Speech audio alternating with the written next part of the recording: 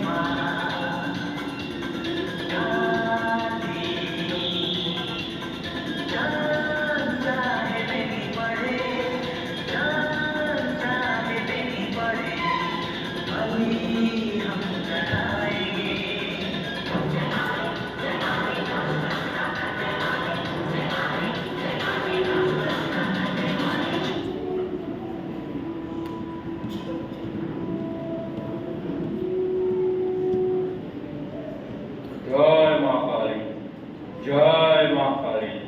आओ बंधु, जल्दी माँ को भोग चढ़ाए। ये माँ से प्रसन्न होकर वो हमें आशीर्वाद देंगी।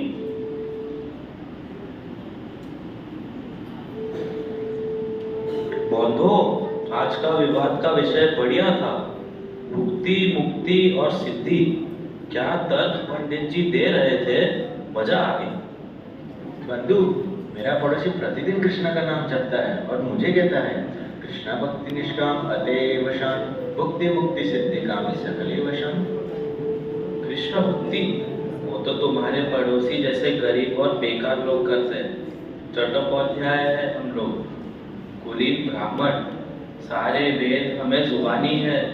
उनको क्या आता है? पूरा दिन कृष्ण कृष्ण करते हैं। बड़े आए हम सिद्ध पुरुषों को अशांत कहने वाले। उसकी बात तो मैं बता रहा तुम।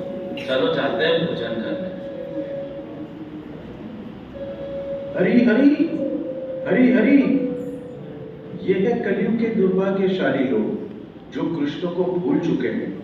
उच्च श्रेणी के विद्वान और ब्राह्मण इतने नीचे गिरे हुए हैं तो औरों का क्या हाल होगा? कैसे होगा इनका उद्धार? इनको सुधारने भगवान कृष्ण को स्वयं प्रकट होना पड़ेगा। हे भगवान, आपने भगवत गीता में कहा है, जो मुझे तुलसी और पानी अर्पण करता है उससे मैं प्रसन्न होता हूँ। तो आज से मैं आपको गंगा जल और तुलसी अर्पण करके उपवास करूँगा और आपको मेरी पुकार सुनकर आना ही पड़ेगा भगवान, आना ही पड़ेगा। हे मुकुंद, हे केशव, हे माधव, हे गोविंदा, मेरी प्रार्थना सुने और कृपया प्रकट हो जाइए। अपने भक्त के लिए अवतार लिया सन 1486 के फाल्गुन मास में, जिसे हम गौर पूर्णिमा कहते हैं। गौरांग महाप्रभु की जय। अपने यौवन काल में वे अपने पार्षदों के साथ नगर नगर संकीर्तन करते थे और एक दिन अद्वैताचार्य से मिले।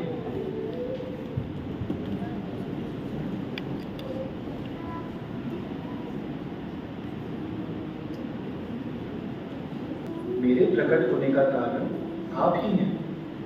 मैं क्षीर सागर में लेटा हुआ था, पर आपकी गरजती पुकार ने मुझे इधर खींच लिया। देखो, मैं अपनी सेना लेकर आया हूँ। हमारे साथ आओ और अब हम हरि नाम का पूरे संसार में प्रचार करें। जय जय श्री चैतन्य जय नित्यानंद। सभी लोग बोलिए जय जय श्री चैतन्य जय नित्यानंद।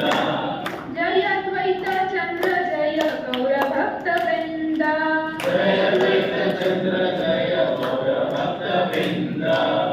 हरे कृष्णा कृष्ण कृष्ण हरे हरे, हरे राम राम राम हरे हरे। हरे कृष्णा कृष्ण कृष्ण हरे हरे, हरे राम राम राम हरे हरे। हरे कृष्णा कृष्ण कृष्ण हरे हरे, हरे राम राम राम हरे हरे। हरे कृष्णा कृष्ण कृष्ण हरे हरे, हरे राम राम राम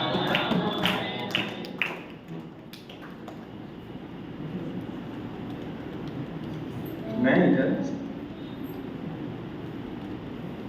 संकीर्तन धर्म का प्रचार करने आया हूँ, हर एक को कृष्ण प्रेम देने। लेकिन ये मायावादी और तथाकथित विद्वान हमसे दूर भागते हैं।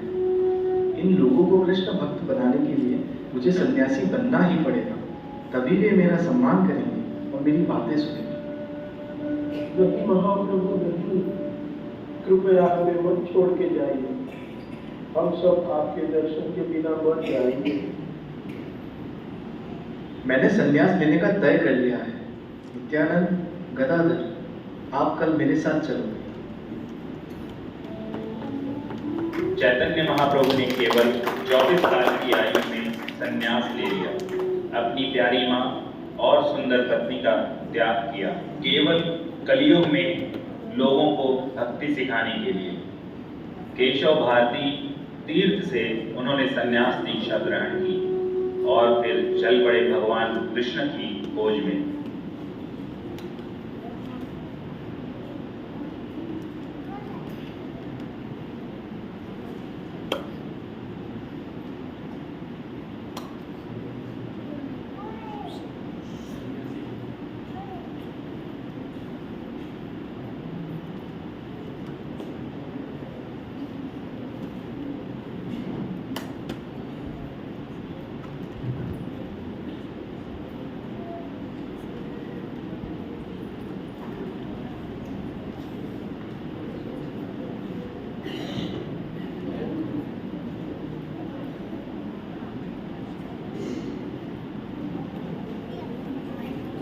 अभी मुझे वृंदावन जाना है, उधर ही तो मिलेंगे मुझे कृष्णचंद्र।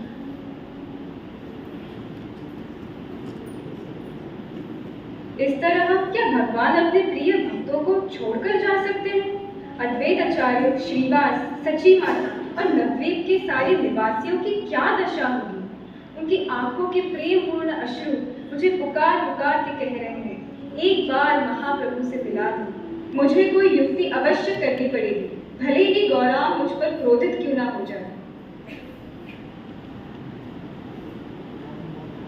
नित्यानंद प्रभु की जय। देखा आप लोगों ने, भगवान के भक्त भगवान से ज्यादा कृपालु होते हैं। जो भी आदि गुरु नित्यानंद की आराधना करता है वही भगवान को प्राप्त कर सकता है। महाप्रभु, मैं जरा आगे का रास्ता देख के आता हूँ। उन्हें आगे जाकर गाय चराते हुए छोटे बच्चे दिखे। हरी हरी, क्या आप दोनों मेरी सहायता करेंगे? बताइए महाजन, हम आपकी क्या सेवा करें? अब से थोड़ी ही देर बाद एक अद्भुत संकीर्तन की टोली यहाँ से गुजरेगी। आपको उन्हें देख के जोर जोर से हरि बोल चिल्लाना है। और जब एक सुंदर सन्यासी आपसे वृंदावन का रास्ता पूछे तब बस उधर बंगाल की ओर हाथ दिखाना। ठीक है महाशय, पर इसके बदले हमें क्या मिलेगा? आपको मिलेगा कृष्ण प्रेम। अभी के लिए ये 2 संदेश ले लो। याद रखना, हरि बोल हरि बोल। हरि बोल हरि बोल। नित्यानंद प्रभु ने गुप्त रूप से अद्वैताचार्य को गंगा तट पर नाव लेकर आने के लिए संदेश भेजा और फिर वे स्वयं समूह में शामिल होकर चैतन्य महाप्रभु के साथ चलने लगे। वे 2 लड़के जो जोर जोर से हरि बोल का जाप कर रहे थे, उन्हें देखकर भगवान चैतन्य महाप्रभु रुक गए। अरे, ये बच्चों को तो देखो, कृष्ण के नामों का जाप कर रहे हैं। क्या आप दोनों मुझे वृंदावन का रास्ता बता सकते हैं? अभी मैं वृंदावन बहुत जल्दी पहुंच जाऊंगा।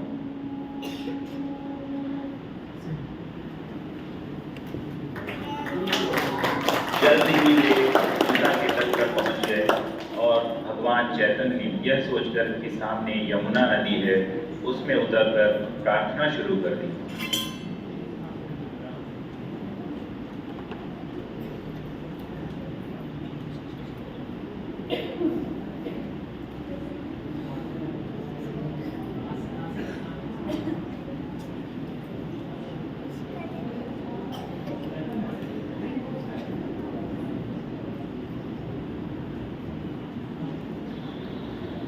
यमुना देवी की जय, यमुना देवी की जय। थोड़ी ही देर में अद्वैताचार्य नाव लेकर वहां पहुंच गए। उनके हाथ में नए वस्त्र थे।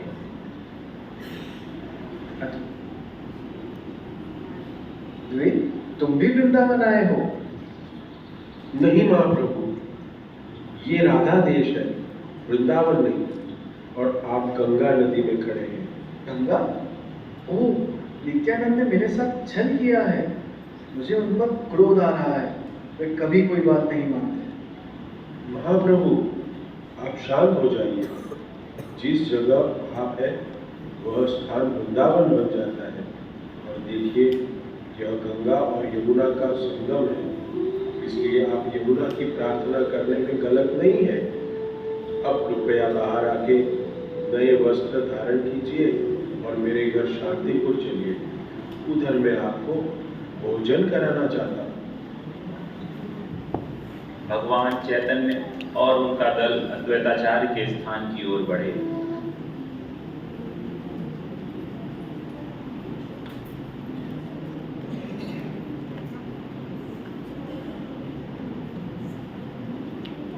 सीता माता, जो अद्वैताचार्य की पत्नी है, भगवान नित्यानंद और चैतन्य के लिए 2 आसन रखती हैं और भोजन लाती हैं। उन्होंने कुल 32 व्यंजन बनाए हैं। अद्वैताचार्य प्रेम से भगवान को भोजन ग्रहण करने की विनती करते हैं। जैसे ही महाप्रभु पहला निवाला खाते हैं, उसकी प्रशंसा करते हुए अद्वैताचार्य कहते हैं कि यह भगवान द्वारा चखा गया है और यही प्रसाद हमें जन्म और मृत्यु के चक्र से मुक्त करेगा। श्रील भक्ति विनोद ठाकुर का एक सुंदर भजन इस अद्भुत दृश्य का वर्णन करता है। एक दिन शांतिपुरे प्रभु तेरा घरे तुई प्रभु भोजने बसिल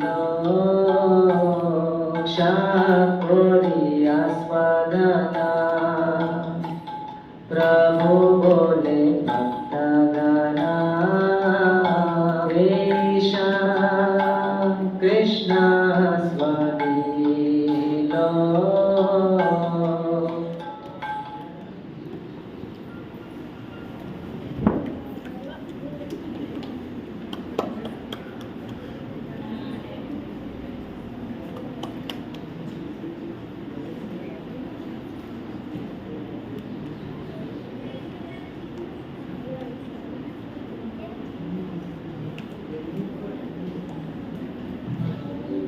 बाद में शाम को भगवान सभी को दर्शन देते हैं।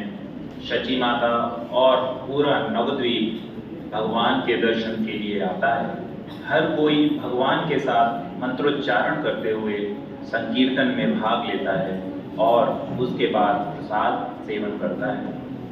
इस नाटिका से हम सीखते हैं कि भगवान के भक्त कितने दयालु होते हैं और शुद्ध भक्त के चरण धूल ही हमारी भक्ति को सक्षम बना सकती है। श्रील अद्वैताचार्य की जय, श्रील नित्यानंद प्रभु की जय, श्री कृष्ण चैतन्य महाप्रभु की जय, श्रील प्रभुपाद की जय, गौर भक्त वृंद की जय, हिताय गौर प्रेमानंदे, हरि हरि बोल। कृष्णा कृष्णा कृष्णा